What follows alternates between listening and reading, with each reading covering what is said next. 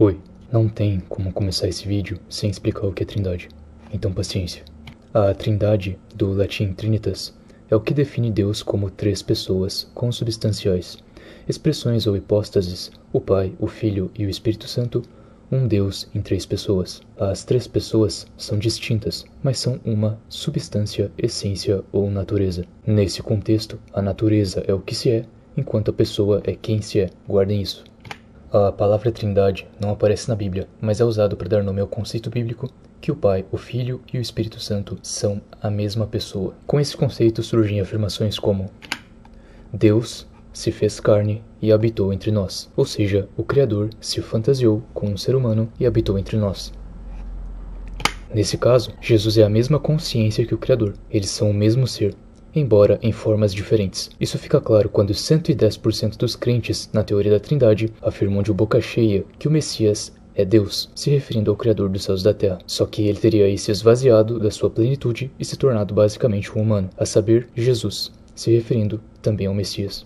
Antes de prosseguir, e para evitar algumas confusões, eu gostaria de explicar alguns termos. Então a gente tem Elohim, do hebraico, e Deus, que vem de Theos, que é grego. Antes de mais nada, esses dois termos eles são plural. Então não deveria existir um termo Deus e um termo deuses, como se Deus fosse singular.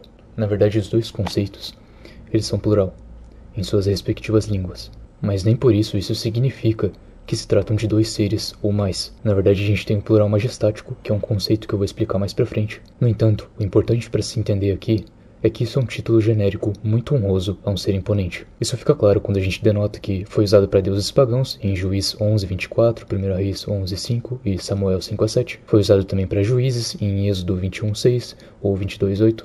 E foi usado também para anjos em Salmos 8, versículo 5 e Salmos 82, versículo 1. Até mesmo Moisés e o Messias foram chamados assim em Êxodo 4:16, Êxodo 7:1 e João 20:28. Até mesmo Satã é identificado por Deus dos incrédulos em 2 Coríntios 4:4, ou seja, até o diabo foi chamado de Deus. A gente tem também o termo Messias, que é derivado de Machia, do hebraico, ou então Cristo, que em tese, do grego, a priori, significa ungido. Isso literalmente significa protegido ou protegido por Yah, o Criador dos céus e da terra. É usado para o próprio Messias na profecia de Isaías, mas também é utilizado para Saul e Davi, num exemplo de vários, em 1 Samuel 24:6. Ou seja, isso também é mais ou menos um título genérico. Quando a gente fala o Messias, normalmente a gente quer se referir ao Messias da profecia de Isaías, mas a verdade é que existem vários Messias, ou então ungidos, na Bíblia. E por último, mas não menos importante,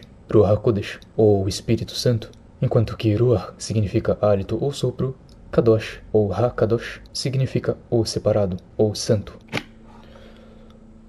Bom, eu tive que trocar aí a entrada do microfone. Agora eu não estou utilizando esse microfone aqui, estou utilizando da webcam, porque estava dando um chiado absurdo. Então, só para avisar aí a possível diferença de áudio. Então, para começar aí com um dos pontos que eu acredito que os trinitarianos acreditam que seja um dos pontos mais fortes a favor da teoria da Trindade, é João 20:28. E Tomé respondeu e disse-lhe: Senhor meu e Deus meu. Bom, eu vou comentar um pouco, só comentar acerca da vírgula, mas esse não é o meu ponto. Então, a gente não tem a obrigação necessária, e isso é redundante, mas a gente não tem a obrigatoriedade de interpretar que esse texto ele esteja se referindo somente a uma pessoa. Até porque um senso muito comum entre as pessoas é dizer que o Criador está em todos os lugares, certo? Que ele é onipresente. Portanto, definitivamente, a gente não tem a necessidade obrigatória de interpretar que esse texto está falando somente a um indivíduo. Se tu for prestar atenção, essa vírgula, ela não só pode separar um ênfase ou uma pausa, um tempo verbal diferente, mas também uma separação entre dois indivíduos. Eu posso estar falando Senhor meu para fulano e Deus meu para ciclano, certo? Certo, isso é bem óbvio na verdade, mas eu não acredito muito nisso. E como eu disse, ainda que isso seja uma possibilidade, não é sobre isso que eu vou falar. O ponto aqui é, Tomé está dizendo Senhor meu e Deus meu. Se a gente entender que isso é só para um indivíduo, ele pode muito bem estar falando para o Messias, que está na condição divina. Só que isso, o Messias estar na condição divina, ele ser divino, ele ser chamado de Elohim, não significa que ele seja necessariamente o Criador dos céus e da terra, como a gente já viu aqui. Até deuses pagãos, juízes, anjos, Moisés, o Messias e até o diabo já foram chamados de deuses ou de Elohim. Então, isso é um título genérico muito honroso a um ser imponente. É um adjetivo, não é um pronome. Simples assim. Portanto, João 20:28 não pode ser utilizado como uma evidência válida para defender a solidez da teoria da Trindade. Então, a gente tem também João 1:1, né? No princípio era o verbo, e o verbo estava com Deus, e o verbo era Deus, e o verbo era Deus. Refutar essa sete, tudo bem? Só que para isso a gente vai ter que traduzir um pouco melhor. A palavra original que está escrito ali é milta, e aí a gente tem aqui embaixo no gráfico em aramaico e hebraico. Ou seja, o termo ali não é verbo ou palavra, como muitos traduzem, e tem outros elementos nesse texto que estão mal traduzidos, e a gente vai traduzir todos eles numa semântica mais adequada. Em aramaico, que eu acredito particularmente que seja a língua original que foi escrito a Aliança Renovada, que vocês devem conhecer mais popularmente como Novo Testamento, o termo é milta, pode ser usado para expressar ideias ou conceitos que se originam da mente ou do coração. É algo que vem de dentro. E a raiz é mil, que significa proferir. E aí, se você acredita que originalmente foi escrito em grego, você vai querer utilizar o grego. E lá, o termo é logos, razão, discurso ou palavra. E aí a gente tem, no sentido de discurso, a explicação de que logos também significa o ato de falar, a expressão verbal de ideias e pensamentos. Ou seja, também é coerente com o entendimento de algo que vem de dentro. E isso, que vem de dentro, é a representação do Messias. Por isso que o pessoal traduz como verbo ou palavra. Mas, para simplificar, eu vou colocar na tradução como Aleph Tav. Por quê? Porque verbo ou palavra já tem um sentido semântico na nossa mente. E isso nem para todo mundo vai fazer uma referência direta ao Messias. Mas Aleph Tav, tanto para trinitarianos quanto para quem não acredita na Trindade, Aleph Tav representa o Messias, ou mais popularmente como o pessoal conhece no grego, Alfa e Ômega. Então, como o pessoal não discorda de que isso representa o Messias, e o hebraico, todo mundo sabe que veio antes do grego, afinal de contas, a antiga aliança veio antes da aliança renovada, isso é bem óbvio, ou como vocês popularmente mais devem conhecer, o Antigo Testamento veio antes do Novo Testamento, então a gente vai utilizar o termo Aleph Tav, que é como está escrito em Gênesis 1:1, onde, como eu já disse, é uma referência ao Messias.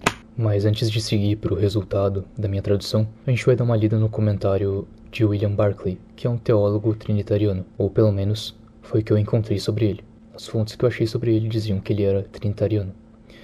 E de fato, algumas coisas que eu li sobre ele pareciam defender a teoria da Trindade. Então ele comenta o seguinte: agora, normalmente, exceto por motivos especiais, os substantivos gregos sempre têm o artigo definido diante de si. Quando um substantivo grego não tem um artigo definido diante de si, torna-se mais uma descrição do que uma identificação. Guardem isso na mente. E tem mais caráter de adjetivo em vez de substantivo. Podemos ver exatamente o mesmo em inglês. Por exemplo, se eu disser Tiago é o homem, então identifico Tiago como o certo homem específico em quem estou pensando. Mas se eu disser Tiago é homem, então simplesmente descrevo Tiago como sendo humano, como sendo um homem. A palavra homem torna-se apenas uma descrição, não uma identificação. Então se João tivesse dito hoteos and hologos, usado o artigo definido diante de ambos os substantivos, então ele teria definitivamente identificado o logos, a palavra, o verbo, o Messias, com o Deus. Mas, visto que não há artigo definido diante de theos, este se torna uma descrição, e mais como um adjetivo do que como substantivo. A tradução seria então de modo desajeitada. A palavra está na mesma categoria que Deus, pertence à mesma ordem de ser como Deus, ou seja, um adjetivo, colocando o Messias na condição de divino. João não está identificando aqui a palavra com o Deus. Expresso de modo simples, ele não diz que Jesus era o Deus. E a fonte está logo abaixo. Então, eis o comentário e opinião de William Barclay. Só para constar, eu estaria analisando esse vídeo mais tarde. Só que como o vídeo fica na parte de React desse vídeo aqui, então eu vou deixar para aprofundar mais do que eu poderia aprofundar em tradução e análise semântica mais tarde. Então se você tem alguma dúvida sobre como eu vou chegar nesse resultado de tradução que eu vou apresentar em breve, assista todo o vídeo, porque em algum momento eu vou reagir a esse vídeo aí na tela. E eu vou reagir a esse vídeo aí na tela porque esse vídeo ele fala sobre esse comentário de William Barclay. E a intenção é refutar, no entanto, não refuta. E a gente vai conferir isso depois. Então, a tradução ficou assim: no princípio estava existindo o Aleph Tav, o Messias. E o Messias, Aleph Tav, estava existindo com Elohim, substantivo, e Aleph Tav era no sentido de sendo Elohim, adjetivo. Então ele era como um Elohim. Ele estava existindo no princípio com Elohim. Então, para a gente consolidar o entendimento da pluralidade do termo Elohim, a gente vai falar um pouco melhor sobre isso. Em Gênesis 42:30, a gente tem uma passagem que fala sobre José. E ele é chamado de Senhor da Terra. E o termo ali é Adonai. E ele está no plural. E esse plural é majestático. Para que vocês entendam melhor, para quem entende um pouco de inglês, o termo do verbo to be you significa você. Mas como a gente pode ver no segundo exemplo abaixo, também pode significar vocês, ou seja, tem duplo sentido entre singular e plural. Então seria mais ou menos nesse sentido. Quando eu falo você no inglês ou you, posso estar me referindo a vocês. Só que nesse caso de Adonai ou Elohim, sempre é uma referência no plural. Só que, percebam, aqui o homem é um só, mesmo que ele seja chamado no plural por Adonai. Então entendam que mesmo que o Criador seja um só, ele pode ser chamado de deuses, de Elohim. Então aqui para ilustrar mais ainda, como a gente já conferiu no inglês, quando diz you, pode estar se referindo tanto a uma pessoa, quanto às duas. Pode ser tanto no singular, quanto no plural. Então, essas duas pessoas aqui, olhando para essa pessoa aqui, não sabem se, enquanto ela está falando you, ela está, nesse momento, se referindo a um só deles ou aos dois. E se ele dissesse information, supondo que cada um desses dois seja uma information, eles ainda não saberiam se aqui com you information ele está se referindo a somente um ou aos dois. Por quê? Porque no inglês não existe o termo informations para dizer no plural. Information é sempre plural ou singular. A palavra não muda. Então é basicamente como se dissesse vos, voc ou vos, majest, sem terminar de especificar se era vocês ou você, ou majestade ou majestades.